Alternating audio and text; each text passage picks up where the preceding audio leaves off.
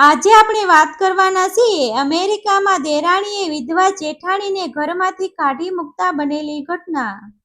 અમેરિકાના એક મોટા અને ચમકધમક ભરેલા શહેરના શાંત વિસ્તારમાં વર્ષોથી એક ગુજરાતી પરિવાર રહેતો હતો. બહારથી જોતા તો તેમનું જીવન કોઈ સ્વપ્નથી ઓછું લાગતું નહોતું. મોટું ઘર, સારી આવક અને સમાજમાં માન સન્માન. આ પરિવારમાં બે ભાઈઓ રહેતા હતા. મોટા ભાઈ હર્ષદભાઈ અને તેમના નાના ભાઈ મનોજભાઈ. બંને ભાઈઓ બાળપણથી જ એકબીજાના સુખ દુઃખના સાથી હતા. વર્ષો પહેલા તેઓ ગુજરાતના પોતાના ગામમાંથી અમેરિકા આવ્યા હતા અને અહીં પોતાની મહેનતથી બધું ઊભું કર્યું હતું. હર્ષદભાઈ સ્વભાવે ખૂબ જ દયાળુ અને સંસ્કારી હતા. તેમની પત્ની મીરાબેન ખૂબ જ સરળ અને ધાર્મિક સ્વભાવની હતી. તેમને એક જ દીકરી હતી, તેનું નામ કાવ્યા હતું. કાવ્યા હજુ માત્ર 8 વર્ષની હતી, પરંતુ ખૂબ જ હોશિયાર અને સમજદાર બાળકી હતી. બીજી તરફ મનોજભાઈ અને તેમની પત્ની શિલ્પાબેન પણ એ જ ઘરમાં રહેતા હતા. શરૂઆતમાં બધું ખૂબ જ પ્રેમથી ચાલતું હતું, પરંતુ કહેવાય છે કે માણસનું ભાગ્ય ક્યારે બદલાઈ જાય તેની કોઈને ખબર નથી હોતી. એક દિવસ હર્ષદભાઈ પોતાના કામ પરથી ઘરે પાછા ફરી રહ્યા હતા. બહાર ભારે વરસાદ પડી રહ્યો હતો. રસ્તા પર વાહનોની લાંબી કતાર લાગી હતી. એ દરમિયાન અચાનક એક ભારે વાહન બેકાબૂ બનીને તેમની ગાડી સાથે અથડાઈ ગયું. અકસ્માત એટલો ભયાનક હતો કે હર્ષદભાઈને ગંભીર ઈજાઓ પહોંચી. તેમને તરત જ સારવાર માટે લઈ જવામાં આવ્યા, પરંતુ કલાકો સુધી ચાલેલી જિંદગી અને મૃત્યુ વચ્ચેની લડાઈ પછી ડોક્ટરોએ તેમને મૃત જાહેર કર્યા. આ સમાચાર સાંભળતા જ મીરાબેનના પગ નીચેની જમીન સરકી ગઈ. નાની કાવ્યા પોતાના પિતાના નિર્જીવ શરીરને જોઈને સતત રડી રહી હતી. આખું ગુજરાતી સમાજ પણ આ દુઃખદ ઘટનાથી શોકમાં ડૂબી ગયું. હર્ષદભાઈના અંતિમ સંસ્કાર પછી ઘરમાં એક અજીબ પ્રકારની શાંતિ છવાઈ ગઈ. મીરાબેન હવે સંપૂર્ણ રીતે એકલી પડી ગઈ હતી. શરૂઆતના થોડા દિવસો સુધી શિલ્પાબેન ખૂબ જ પ્રેમ અને સહાનુભૂતિ બતાવતી હતી. તે મીરાબેનને કહેતી, ભાભી, તમે ચિંતા ન કરો, અમે બધા તમારી સાથે છીએ. આ ઘર તમારું જ છે. આ શબ્દ સાંભળીને મીરાબેનને થોડું સંકોચ થયું, પરંતુ તેને ખબર નહોતી કે સમયની સાથે લોકોના ચહેરા પણ બદલાઈ જાય છે. ગુજરાતમાં તેમના પૂર્વજોની થોડી જમીન અને ઘર હતું. હર્ષદભાઈના મૃત્યુ પછી તે મિલકત મીરાબેનના નામે હતી. શિલ્પાબેનના મનમાં ધીમે ધીમે લાલચ જાગવા લાગી. તે રોજ નવી નવી વાતો કરીને મીરાબેનનો વિશ્વાસ જીતતી. એક દિવસ તેણે ખૂબ પ્રેમથી કહ્યું, ભાભી, તમે એકલા છો. આ બધી મિલકતનું સંચાલન કરવું તમારા માટે મુશ્કેલ છે. જો તમે ઈચ્છો તો બધું અમારા નામે કરી દો. અમે જ બધું સંભાળી લઈશું અને તમારું ધ્યાન પણ રાખીશું. મીરાબેન સ્વભાવે ખૂબ જ ભોળી હતી. તેણે ક્યારેય પોતાના લોકો પર શંકા કરવી શીખી નહોતી. તેણે વિચાર્યું કે આખરે આ લોકો પોતાના જ છે. તેથી થોડા સમય પછી તેણે ગામની મિલકતના દસ્તાવેજો મનોજભાઈ અને શિલ્પાબેનના નામે કરી દીધા. પરંતુ દસ્તાવેજો બદલાયા અને સાથે સાથે સંબંધોના રંગ પણ બદલાઈ ગયા. હવે શિલ્પાબેનનો સ્વભાવ ધીમે ધીમે કઠોર બનવા લાગ્યો. તે મીરાબેનને નાની નાની વાતોમાં અપમાનિત કરવા લાગી. ઘરમાં વારવાર ઝઘડા થવા લાગ્યા. ક્યારેક ભોજન માટે ટોણા મારતી તો ક્યારેક કહેતી કે હવે આ ઘરમાં તમારો કોઈ હક નથી. મીરાબેન બધું શાંતિથી સહન કરતી હતી, કારણ કે તેને પોતાની દીકરીનું ભવિષ્ય બધું મહત્વનું લાગતું હતું. પરંતુ એક દિવસ એવી ઘટના બની જેણે તેમની જિંદગી સંપૂર્ણ રીતે બદલી નાખી. તે દિવસની સવાર સામાન્ય હતી. કાવ્યા પોતાના ખૂણામાં બેસીને અભ્યાસ કરી રહી હતી. મીરાબેન રસોડામાં કામ કરી રહી હતી.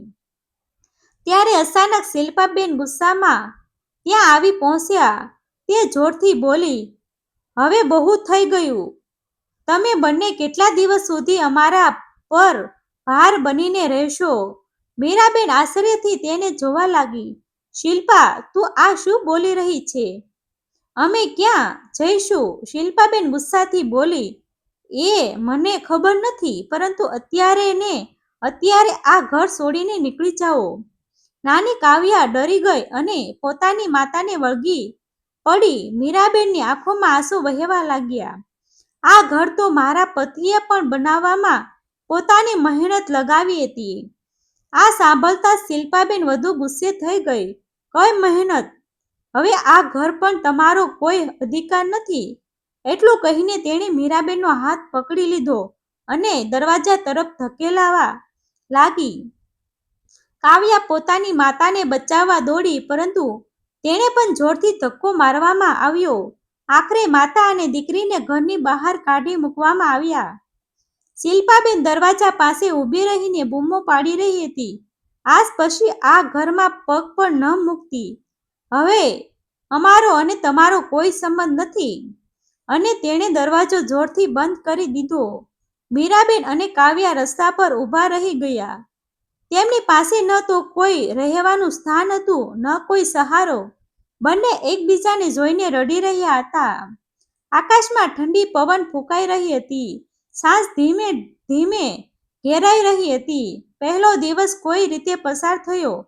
બીજા દિવસે પણ તેઓ શહેરના બજારમાં અને બગીચાઓમાં ભટકતા રહ્યા.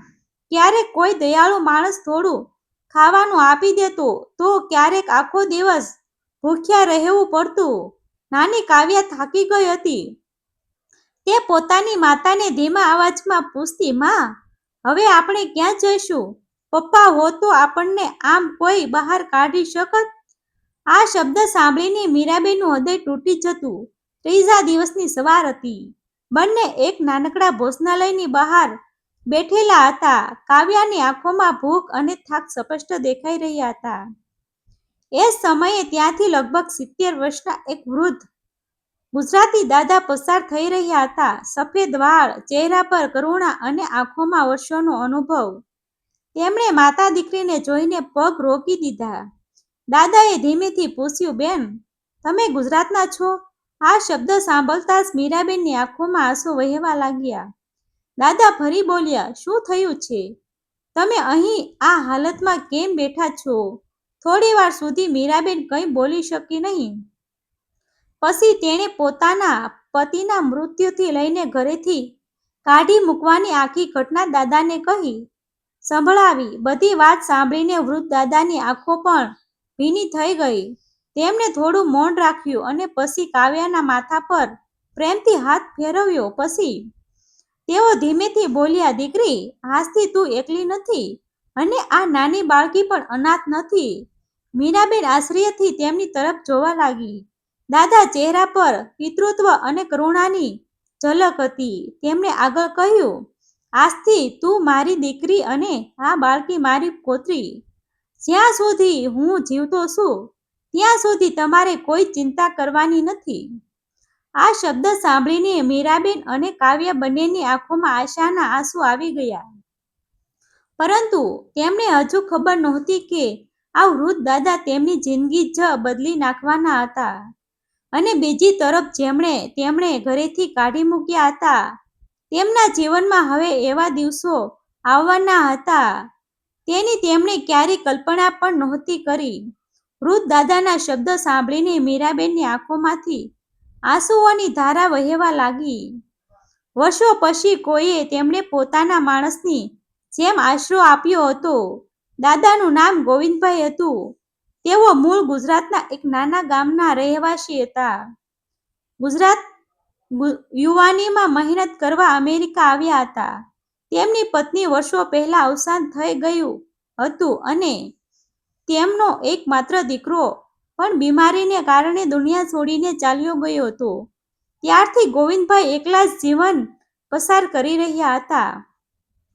કદાચ ઈશ્વરે જ તેમને આ માતા દીકરી સાથે મળાવ્યા હતા. ગોવિંદભાઈ બંનેને પોતાના ઘરે લઈ ગયા. ઘર ભલે મોટું નહોતું, પરંતુ તેમાં પ્રેમ અને પોતાના હોવાનો અહેસાસ હતો. તેમને તરત જ ગરમ ભોજન તૈયાર કરાવ્યું. 2 દિવસથી ભૂખી રહેલી કાવ્યા ભોજન જોઈને પોતાની લાગણીઓ રોકી શકી નહીં. મીરાબેન વારવાર દાદાનો આભાર માનતા હતા, પરંતુ ગોવિંદભાઈ હંમેશા એક જ વાત કહેતા, બેટા, જીવનમાં પૈસા કરતા માણસાઈ મોટી હોય છે. આજે હું તમારી મદદ કરી રહ્યો છું, કાલે કદાચ કોઈ બીજા મારી મદદ કરશે. ધીમે ધીમે દિવસો પસાર થવા લાગ્યા. મીરાબેનને પણ નાના મોટા કામ મળી ગયા. તેઓ દિવસભર મહેનત કરતા અને સાંજે ઘરે આવીને કાવ્યાને ભણાવતા. ગોવિંદભાઈ કાવ્યાને પોતાની પૌત્રીની જેમ પ્રેમ કરતા હતા. તેઓ વારવાર કહેતા, દીકરી, તારે ખૂબ ભણવું છે. જીવનમાં એટલી મોટી બનજે કે લોકો તારી ઓળખથી ગર્વ અનુભવે. કાવ્યાએ પણ પોતાના દિલમાં એક જ સંકલ્પ કરી લીધો હતો. તેણે પોતાના માતાના અપમાન અને દુઃખને નજીકથી જોયા હતા. તેણે નક્કી કર્યું કે તે જીવનમાં કંઈ મોટું કરીને જ રહેશે. દિવસ રાત મહેનત, સતત અભ્યાસ અને વૃદ્ધ દાદાના આશીર્વાદથી કાવ્યા દરેક પરીક્ષામાં ઉત્તમ પરિણામ મેળવવા લાગી. સમય કોઈ માટે અટકતો નથી. વર્ષો વીતી ગયા. નાની કાવ્યા હવે યુવાન બની ગઈ હતી. તેણે તબીબી ક્ષેત્રમાં અભ્યાસ પૂર્ણ કર્યો અને થોડા સમયમાં શહેરની જાણીતી હોસ્પિટલમાં ડોક્ટર તરીકે નિમણૂક મેળવી. આખા ગુજરાતી સમાજમાં તેની ચર્ચા થવા લાગી. લોકો કહેતા, જે બાળકી એક સમયે રસ્તા પર ભટકતી હતી, આજે તે ગરીબ અને જરૂરિયાતમંદ લોકોની સારવાર કરી રહી છે. આ દિવસ ગોવિંદભાઈ માટે કોઈ તહેવારથી ઓછો નહોતો. તેમની આંખોમાં ખુશીના આંસુ આવી ગયા. તેમણે આકાશ તરફ જોઈને કહ્યું, હે પ્રભુ, આજે મને લાગે છે કે મારું જીવન સફળ થઈ ગયું. બીજી તરફ શિલ્પાબેન અને મનોજભાઈના જીવનમાં ધીમે ધીમે મુશ્કેલીઓ શરૂ થઈ ગઈ હતી. જે મિલકત માટે તેમણે પોતાના જ પરિવાર સાથે અન્યાય કર્યો હતો, તે જ મિલકત તેમના દુઃખનું કારણ બનવા લાગી. વ્યવસાયમાં ભારે નુકસાન થવા લાગ્યું. પૈસા પાણીની જેમ વહી ગયા. જે લોકો એક સમયે તેમની આસપાસ ફરતા હતા, તેઓ પણ દૂર થવા લાગ્યા. થોડા સમયમાં જ તેમના ઘરમાં આર્થિક સંકટ આવી ગયું. મિલકત વેચવાની નોબત આવી. જે વૈભવ માટે તેમણે સંબંધો તોડી નાખ્યા હતા, તે બધું તેમની આંખો સામે નષ્ટ થવા લાગ્યું. પરંતુ મુશ્કેલીઓ અહીં અટકતી નહીં. એક દિવસ શિલ્પાબેનની તબિયત અચાનક ખૂબ જ બગડી ગઈ. તેમણે ગંભીર બીમારી હોવાનું જાણવા મળ્યું. સતત સારવાર છતાં તેમની સ્થિરતામાં સુધારો ન થતો હતો. આખરે તેમને શહેરની એક મોટી હોસ્પિટલમાં દાખલ કરવામાં આવ્યા. હોસ્પિટલમાં દાખલ થયા પછી મનોજભાઈ ખૂબ જ ચિંતિત હતા. ડોક્ટર આવવાની રાહ જોઈ રહ્યા હતા. થોડા સમય પછી એક મહિલા ડોક્ટર સફેદ પહેરવેશમાં ત્યાં આવી. જેમ જ શિલ્પાબેને તે ડોક્ટરનો ચહેરો જોયો, તેમનું શરીર કંપી ઉઠ્યું. તેમની આંખો પહોળી થઈ ગઈ, કારણ કે તેમની સામે ઊભેલી ડોક્ટર કોઈ બીજી નહીં પરંતુ કાવ્યા હતી. સમય જાણે એક ક્ષણ માટે થંભી ગયો. મનોજભાઈ પણ આશ્ચર્યથી કાવ્યાને જોઈ રહ્યા હતા. શિલ્પાબેનની આંખોમાંથી આંસુ વહેવા લાગ્યા. વર્ષો પહેલા જે નાની બાળકી અને તેની માતાને તેમણે ઘરેથી ધક્કો મારીને કાઢી મૂકી હતી, આજે એ જ બાળકી તેમની સામે સફળ ડોક્ટર બનીને ઊભી હતી. શિલ્પાબેન શરમથી માથું ઝુકાવીને રડવા લાગ્યા. બેટા, મને માફ કરી દે. મેં તારા અને તારી માતા સાથે બહુ મોટો અન્યાય કર્યો હતો. આજે મને મારા કર્મોનું ફળ મળી રહ્યું છે. કાવ્યાની આંખોમાં પણ ભૂતકાળના દ્રશ્યો ફરી જીવિત થઈ ગયા. રસ્તા પર વિતાવેલી રાતો, માતાના આંસુઓ અને વૃદ્ધ દાદાનો પ્રેમ, બધું જ તેની આંખો સામે આવી ગયું.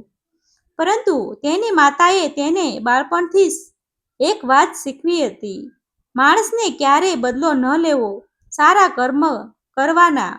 કાવ્યાએ ધીમેથી કહ્યું, કાકી, હું ડોક્ટર છું. મારા માટે દરેક દર્દી સમાન છે.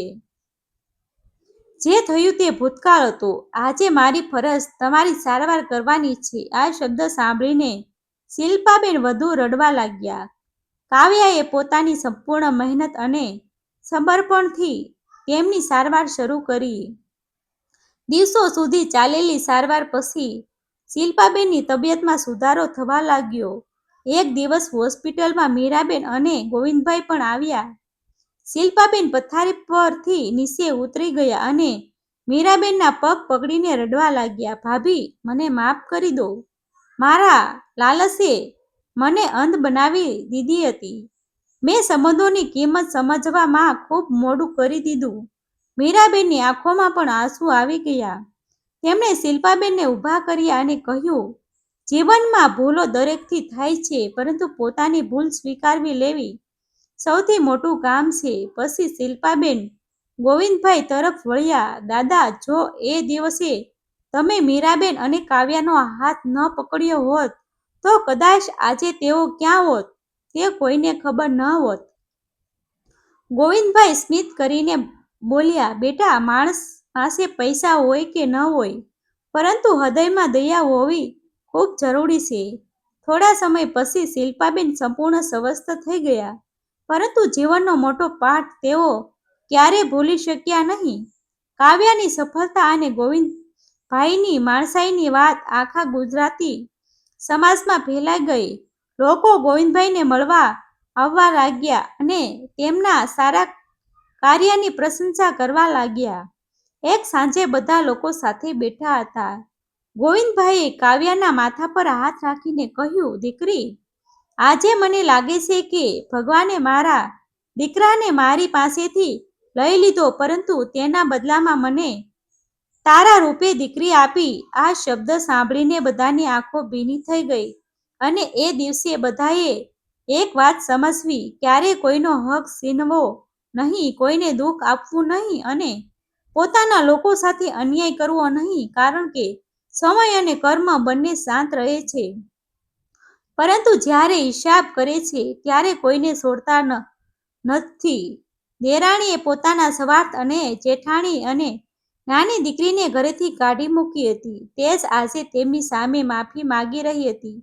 અને જે બાળકી એક સમયે રસ્તા પર ભટકતી હતી, તે આજે હજારો લોકોના જીવન બચાવતી એક સફળ ડોક્ટર બની ગઈ હતી.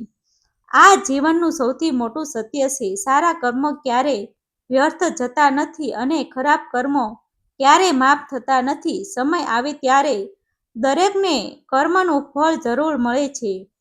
ડિસ્ક્લેમર: આ વાર્તા માનવતા, સંબંધો અને કર્મના સિદ્ધાંત પર આધારિત પ્રેરણાત્મક કથા છે. કેટલાક પાત્રો અને ઘટનાઓ વધુ રસપ્રદ બનાવવા માટે કાલ્પનિક રૂપ આપવામાં આવ્યું છે. આભાર મિત્રો. ગમે તો શેર કરી દેજો.